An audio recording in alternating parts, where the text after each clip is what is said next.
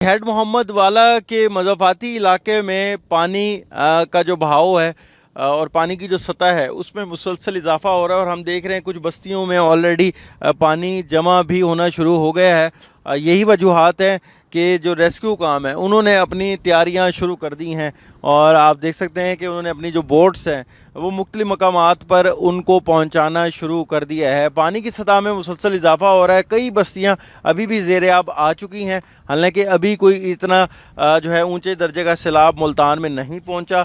लेकिन उसके बावजूद जो इंतज़ामिया है उन्होंने अपनी तैयारियां जो हैं उसको शुरू कर दिया है कि खुदा न खासा अगर मुल्तान में ऊंचे दर्जे का सैलाब आता है और उसके बाद इनखला के लिए कोशिशें की जाती हैं तो उसके लिए तैयारियां मुकम्मल हों। तो अभी आप देख सकते हैं कि ये रेस्क्यू की 2 बोट्स यहाँ पर मौजूद हैं। रेस्क्यू की ओवरऑल 19 पॉइंट्स बनाए गए हैं कि जहाँ पर रेस्क्यू काम मौजूद है। रेस्क्यू की वहाँ पर इक्विपमेंट भी पहुँचा दिया गया है और जब जैसे ही फ्लड वार्निंग जारी होती है तो ये जो लोग होंगे और यहाँ पर जो अमला होगा वो शहरियों का और उस इलाके के लोगों का इनखला जो है वो उसको यकीनी बनाने के लिए अपने इक़दामात शुरू कर देंगे। तो अब खुदा न खास्ता मुल्तान में सूरत हाल जो है अभी बताया जा रहा है कोई इतनी गंभीर नहीं है, इतनी खौफनाक नहीं है कि जितनी पिछले साल हुई थी, लेकिन अगर भारत फिर भी अपनी आबी जारियत दिखाता है तो उसके बाद मुल्तान और दीगर इलाकों में जो यहाँ पर रिवरिंग फ्लड है उसका काफ़ी ज़्यादा